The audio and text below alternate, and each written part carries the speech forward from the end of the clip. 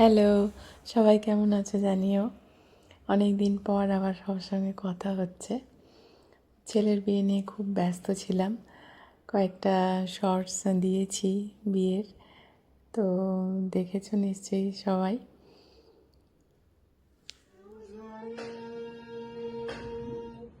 প্রশান্ত সাগরে তুফানে ঝরে শুনেছি তোমারে অশান্ত রাগিনী, শুনেছি তোমারে অশান্ত রাগিনী, দূর দীপবাসিনী,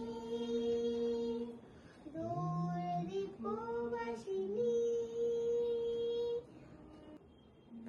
বিয়ের পর আজ আবার আমরা সবাই একসাথে হয়েছি। ননদ, যা, তারপর ভাগ্নি, নাতনি, এরা সবাই।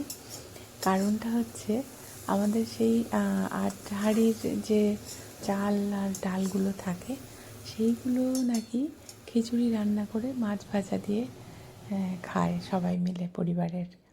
তো সেই উপলক্ষেই আজ আবার সবাই একসাথে হওয়া। সেই এখানে তারই তোড়জোড় চলছে।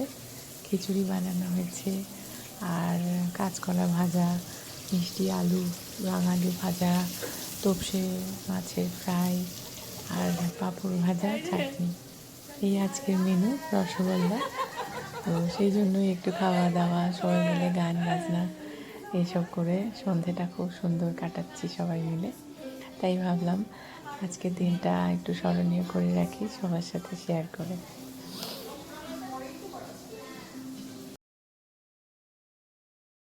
ওই আটহাঁড়ির চাল ডালগুলো দিয়ে তোমাদের কি করা হয় সেগুলো জানিও অবশ্য। আর কেমন লাগলো আজকের ব্লগটা অবশ্যই জানিও। আর ভালো লাগলে লাইক, শেয়ার, সাবস্ক্রাইব করে দিও।